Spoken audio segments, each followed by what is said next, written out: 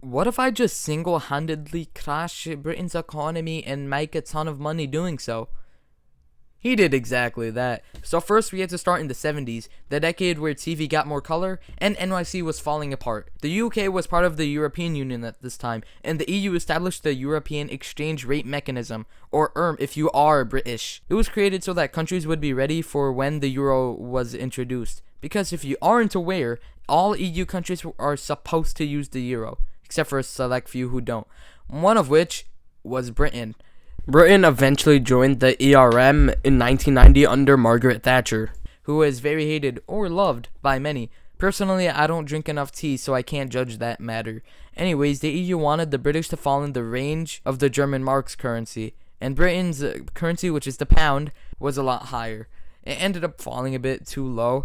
Due to this, the pound's value started falling compared to other currencies. It's called depreciation. And to combat this, the British started increasing interest rates and started using their own money in another currency to convert into pounds. And so a man by the name of George Soros thought the Bank of England would explode due to the interest stuff and the ERM stuff. So he took short positions. In English terminology, it means someone borrowed money from a broker, for example, sold it at that current price, then bought back those shares at a lower price when it does drop, then gives it back to the broker so that they gain profit from what they sold. And this hedge fund sold a lot of pounds before Black Wednesday to make it worse. On Black Wednesday, he kept shorting the Bank of England and kept making money. The Bank of England tried to combat him and other traders by increasing interest rates from 10%, which is already high, to 12%, then 15% within a few hours. The bank had to keep selling foreign currency, and they had to keep buying pounds, which failed anyway.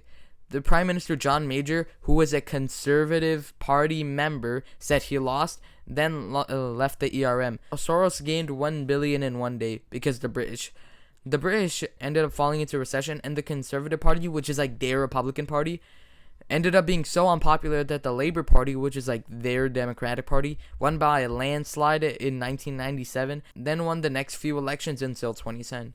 So it must be a bad day for the Conservatives. Oh yeah, the British lost 3.4 billion pounds. In conclusion, England pound lose value, England increase interest to combat, people notice things get out of hand, Soros exploit this and profits $1 billion pounds, Bank of England loses 3 billion.